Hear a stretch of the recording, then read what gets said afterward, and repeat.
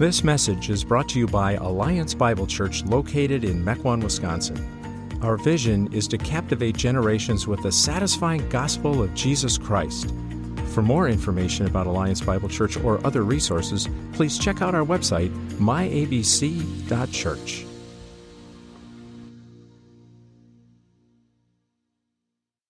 Turn, please, to 1 Corinthians chapter 7. 1 Corinthians chapter 7. Sometime last year, an American congresswoman found herself in an awkward situation when she mentioned at a prayer breakfast that she was running late for the event because her fiancé wanted to have sex that morning. From her public admission, it was clear that the woman and her fiancé were living together and were in a sexual relationship. What was also clear is that the woman, a professing Christian at an evangelical church with her pastor in the audience, didn't realize she had said or done anything wrong. She mentioned her reason for being late with a smile and with a chuckling assurance to her fiancé that she would see him in the evening, that he wouldn't have to wait long for his desires to be fulfilled. I mentioned this story of this congresswoman not to pick on this particular politician, but to illustrate the reality that sexual immorality, even for many Christians, has lost any sense of stigma. Watch almost any television show or any movie that involves dating or romance, and you'll find that sexual activity between non-married persons is completely normal and utterly pervasive. Christians may still get upset when the culture pushes an LGBTQ agenda, but most of those same Christians won't even notice when popular songs, shows, videos, or movies routinely show, describe, or assume some type of sexual immorality. Years ago, David Wells wrote this: "Worldliness is whatever makes sin look normal and righteousness look strange." Worldliness is whatever makes sin look normal and righteousness look strange. The routine acceptance of sexual immorality is one of the clearest signs of the worldliness of our age. As Christians, we have to be clear on what God has said to us about this topic. We need to regain our sexual bearings. This is the second of 4 sermons I'm preaching on the Christian sex ethic. Part 3 will be March 10th and part 4 after Easter. The Christian sex ethic is a 1,000-piece jigsaw puzzle, so it'll take some time to put this together. We started last week. Now, I'm going to say, if you were not here last week or you did not listen or watch to last week's message, please go do that. You can do that very easily through our app, because all 4 of these messages should really be grouped together. We're going to keep working on our puzzle today. We put some pieces together last week. We're going to put some more together today. And because this passage is short, we're going to do a Bible study first. I'm going to walk through each verse, make sure you understand what it's saying, and then I'm going to finish with 3 points of application, okay? Let's look at it. 1 Corinthians chapter 7, verse 1. "Now concerning the matters about which you wrote, it is good for a man not to have sexual relations with a woman." Now, this is the first of 5 instances in this letter where Paul will refer to something they asked about or wrote about in their correspondence with him. Keep in mind, the Apostle Paul has had a relationship with this church. There's been a back and forth of letter writing going on. Church in Corinth, modern day Greece, Paul writing back and forth. This is the first instance in the letter where Paul is addressing something they've brought up. "Now concerning the matters about which you wrote," Paul says. So they brought this up. They brought it up. There were questions, there were controversies, or both, and Paul takes time to address this. This statement in quotes is what the Corinthians were dealing with, wrestling with, asking about, Perhaps it's another slogan they have, looking back from last week. When you look at it, is it true? It is good for a man not to have sexual relations with a woman. Well, we'll see in due course. The answer to that is, well, it depends. It's true if it refers to extramarital sex, but it is false if it refers to the unselfish marital sex that God commands in the following verses. Now, a question people always ask when they get to this verse is, why were they saying this? Why was this a thing? What's going on? Well, we can only speculate on the motive for this. We can only speculate on the motive. We don't have a motive in the text. Perhaps we could surmise that maybe some of the Corinthian congregation, some of them were ascetics with a faulty view of the body. Maybe that's one reason. Some may have thought that abstinence with one's spouse would serve as an effective contraceptive in the pursuit of extramarital sex, a reasonable substitute. We don't know exactly why this statement is something some of them were living by. We don't really need to know why, because clearly in the verses that follow, Paul believes he addresses it. So we may not know the question, but we do know the answer. Verse 2, but because of the temptation to sexual immorality, each man should have his own wife and each woman her own husband. In this text, sexual immorality is actually plural. The original language is plural, sexual immoralities. There are numerous types of sexual immoralities to be aware of: prostitution, premarital sex, adultery, homosexual sex, etc. Now, it's understandable why someone might look at what Paul says and conclude he's got a very low view of marriage, as if marriage is a concession. Since you can't control yourselves, you might as well get married. That in this context might be an ancillary point. He actually gets onto this in the next section of text and is a little more specific with it. In this particular context, it might be an ancillary point, but I don't think that's the focus of Paul's take.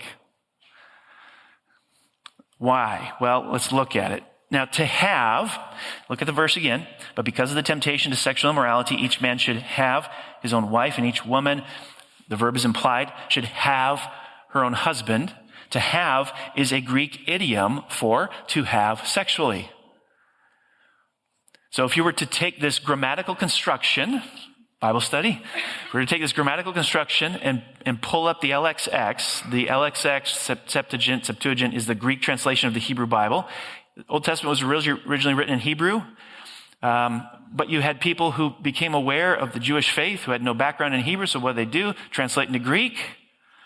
So now everybody's got access to it. The LXX Septuagint is the Greek translation of the Hebrew Bible.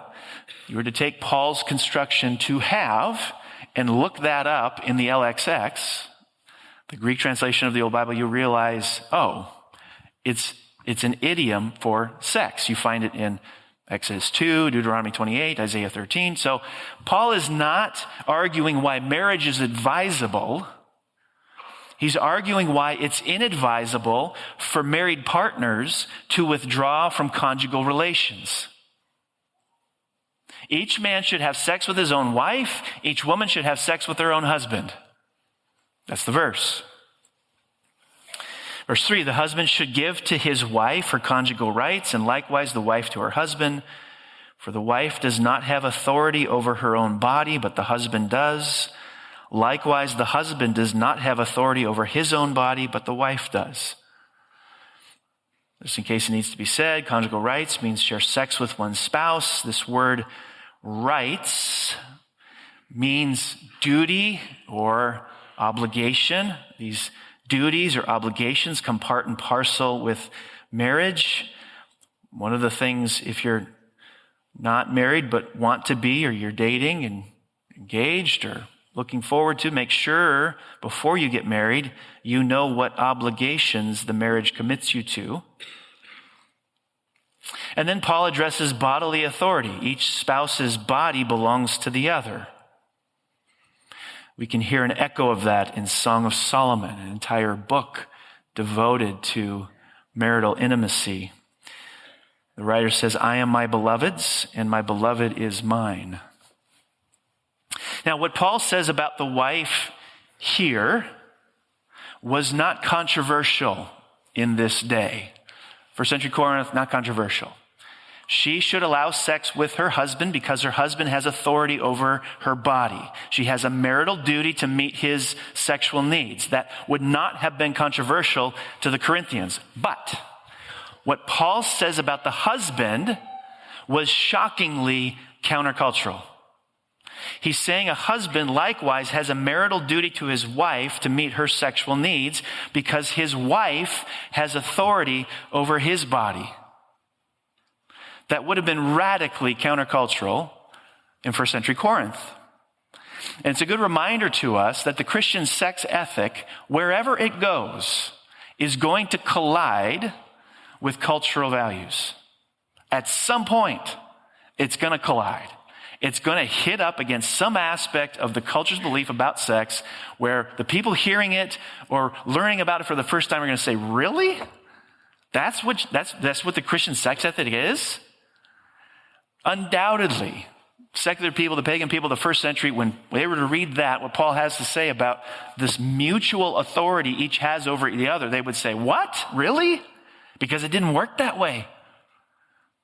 It didn't work that way. And this is one instance where the Christian sex ethic was radically dignifying for women.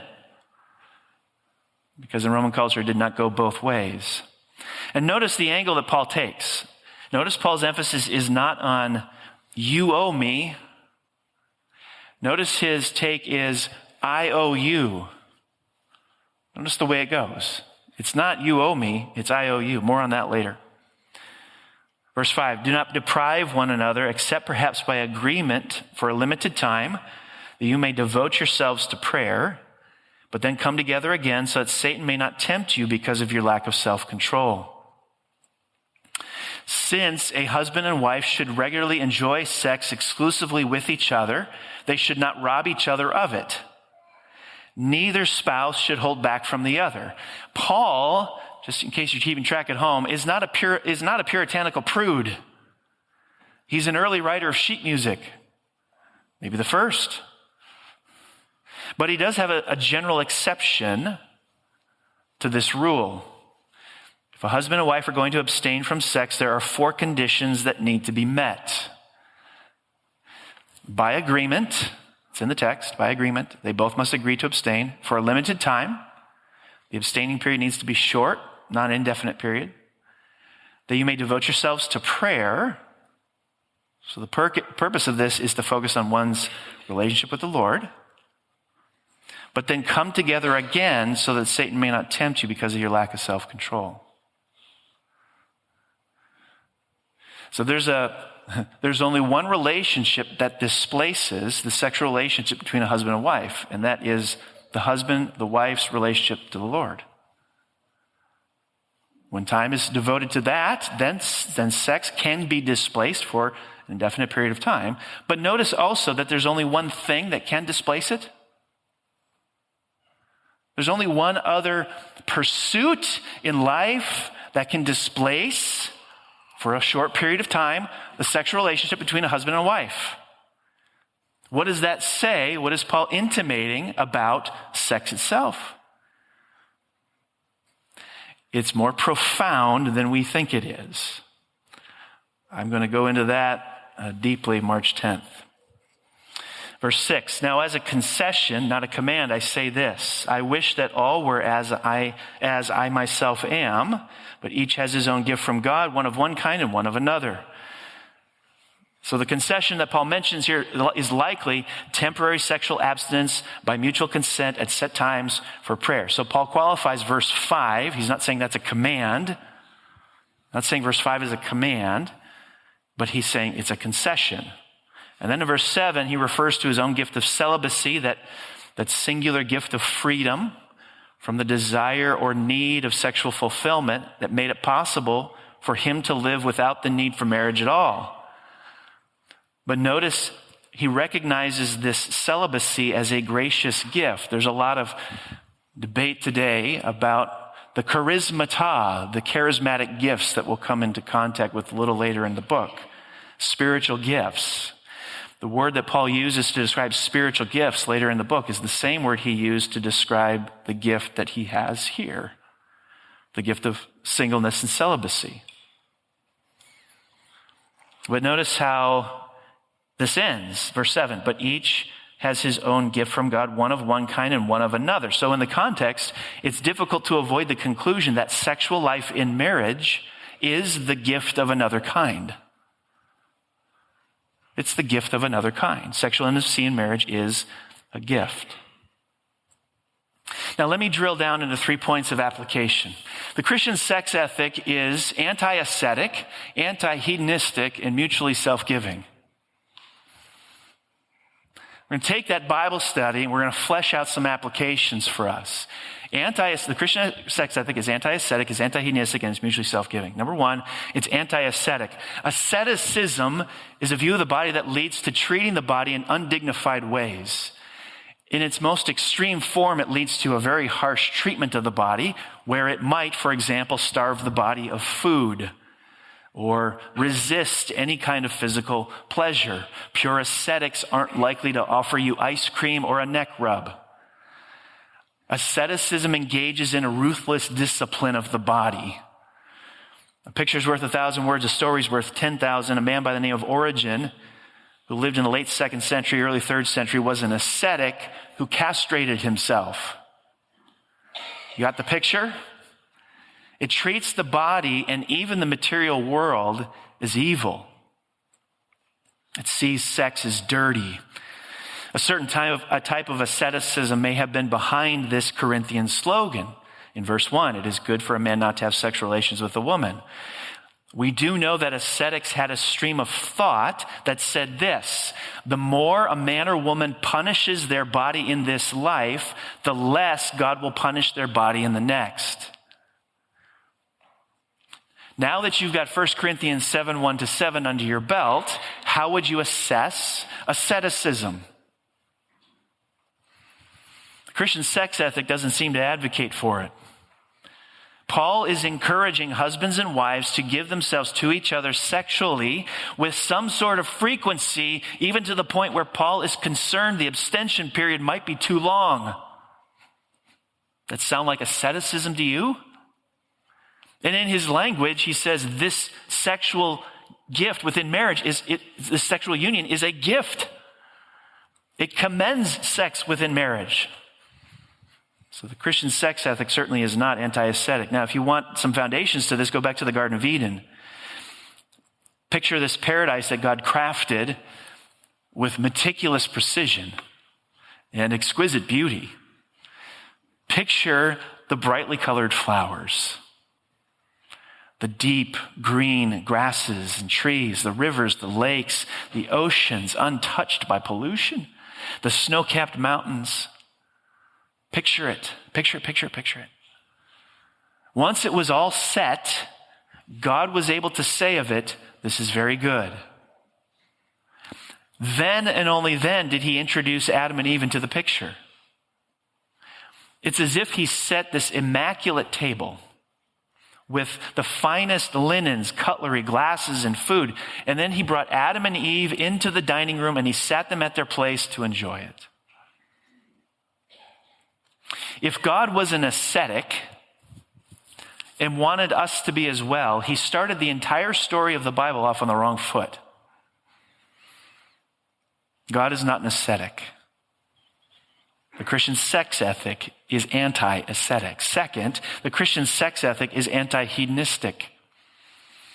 Hedonism is the opposite problem of asceticism. Hedonism says, have sex whenever and with whomever you want.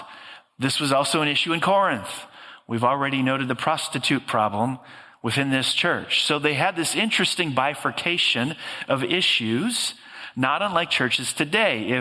If asceticism and hedonism exist on a spectrum, I'm sure we have people in our church who drift in the ascetic direction. Sex is dirty, the body is a morally evil zone, and I'm sure we've got people who drift in the hedonist direction, have sex whenever you feel like it. And we know that one was an issue in Roman culture. Let me transport you back in time to Rome. A pagan husband in the ancient Roman world would generally sleep with his wife only to procreate, while pursuing sex with concubines and prostitutes for pleasure. Wives, how do you feel about that? Just as a quick side note to that, if you know lost people who would even look at that practice and say, that's all kinds of messed up, you can thank the influence of the Judeo-Christian worldview. That's the influence of Christianity upon the world. The way Demosthenes allegedly explained the purpose of marriage represents how the Roman culture of Paul's day perceived marriage and sex. Here's what he said. This is what living with a woman as one's wife means: to have children by her and to introduce the sons to the members of the clan and of the deme, which would have been a general name for a subdivision or a suburb of Athens. And to betroth the daughters to husbands as one's own. Mistresses we keep for the sake of pleasure, concubines for the daily care of our persons, but wives to bear us legitimate children and to be faithful guardians of our households. That's how it worked. And Paul comes along and does what to it? That's not the way this is going to work. So just like the Christian sex ethic confronts asceticism, so too it confronts hedonism. Paul draws lines around sexual activity. Each man should have sexual relations with his own wife. Each wife should have sexual relations with her own husband. There it is. What does it mean? Prostitutes are out. Concubines are out. Premarital sex is out. Extramarital sex is out. Adultery is out. Homosexual sex is out. Polygamy is out. Bestiality is out. And a whole host of other things. It's out. Each man should have sexual relations with his own wife. Each wife should have sexual relations with her own husband. The Christian sex ethic is neither ascetic nor hedonistic. Third, the Christian sex ethic is mutually self-giving. This really is the meat of the passage. It's the linchpin, the linchpin of the passage. The linchpin of the previous passage that we looked at last week was what? Glorify God in your body. Glorify God in your body. And by the way, the original text did not have chapters or verse numbers. You just kept reading all the way through. So the last thing you hear before Paul talks about the sexual relationship a husband and wife need to have, the last thing you heard is glorify God in your body. Now here's how sex works in marriage. Huh? Glorify God in your body. Now here's how sex works within marriage. You think he's onto a different topic? No, he's still fleshing it out. This is how you glorify God in your body. Verse 3, the husband should give to his wife her conjugal rights, and likewise the wife to her husband. For the wife does not have authority over her own body, but the husband does. Likewise, the husband does not have authority over his own body, but the wife does. Now, the sentiment is culturally radical. Let's be honest about our cultural moment. We do really love to claim our rights. Yes, I have a right, right? One of the unintended consequences of freedom is this radical autonomy that loves to see things come our way. We are more likely to walk around thinking, who or what owes me? Than we are to walk around thinking, what or to whom do I owe?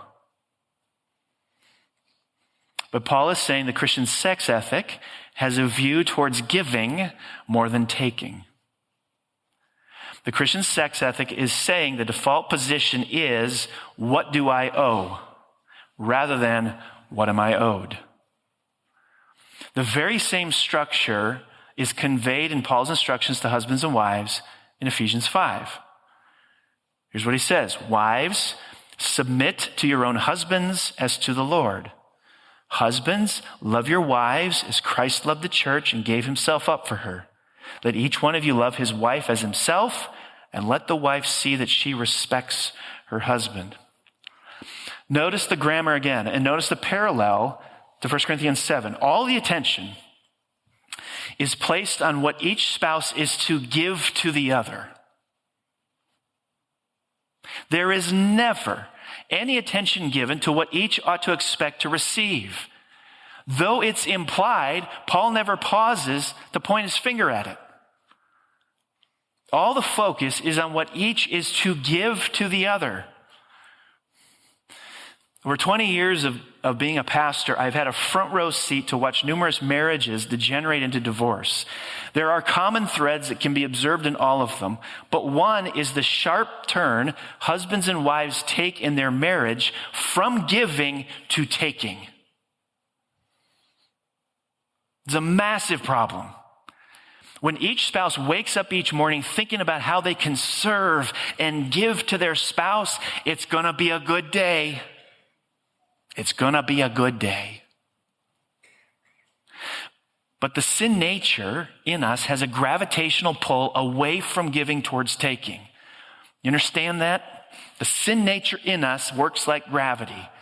It wants to move the direction, not from here out, but from out in. What can I get? What can I get? Well, I got news for you. Copernicus called, and you're not the center of the universe.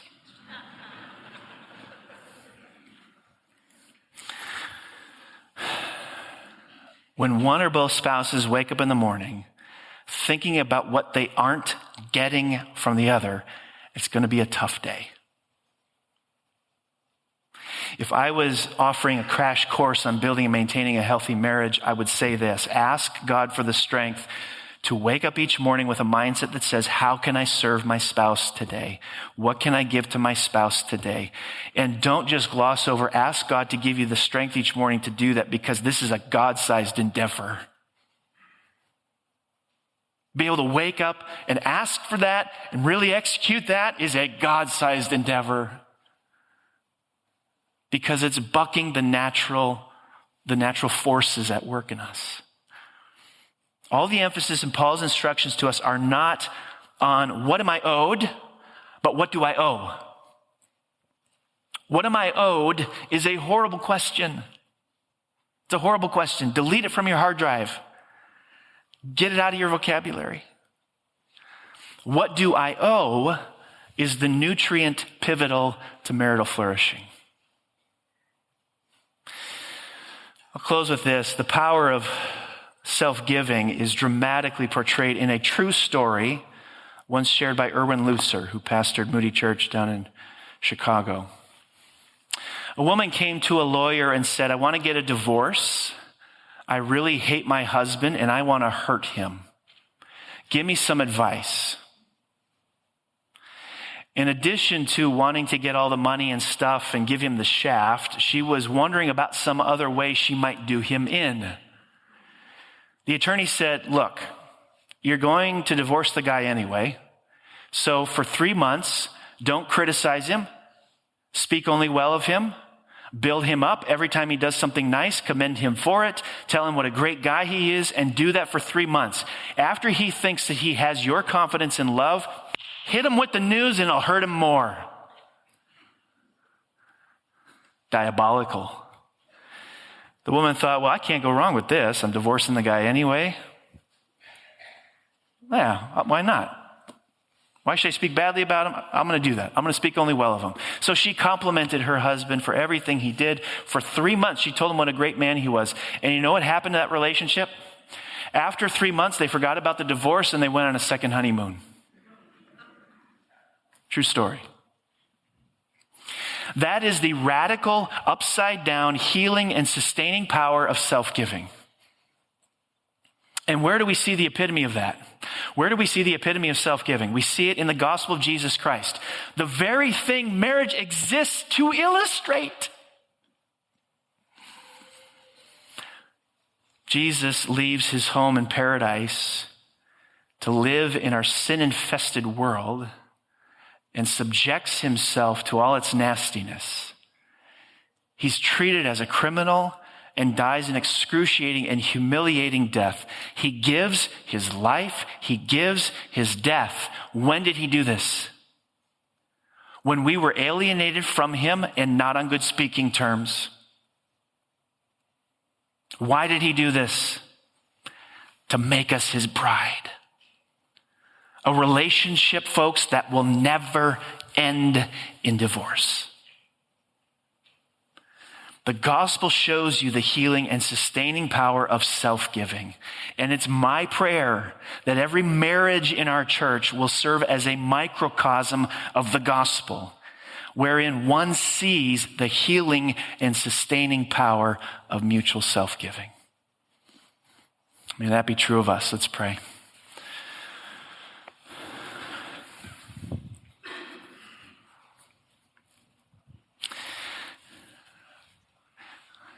It's no wonder if marriage is the one place, God, where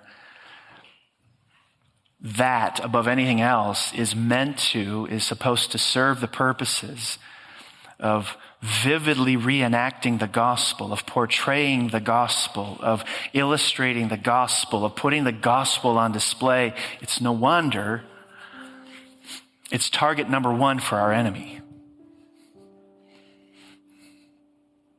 Marriage is meant to be a beautiful picture of Jesus and the church. So, Lord, I pray for every marriage here. The mutual self-giving seen in the life, death, the resurrection of Jesus. I pray that would be embodied in every marriage. I pray for those marriages that are struggling. The road is just bumpy. When that happens, the force exerted on us away from giving and towards taking becomes even more powerful. And so I pray that your Spirit would just gently nudge, allow them to see. Winning in the hard times of marriage is not done by taking. Every marriage that's in a tough spot, the winning's not going to come by taking. It's going to be done by reenacting the gospel. It's going to be done by giving. So I pray that you'd make us a church that's filled with that mentality, that conviction, that love, to see the gospel be not just something we believe, but visibly portray in all aspects to our lives. We ask for your help, and we do so in the powerful and strong name of Jesus. Amen.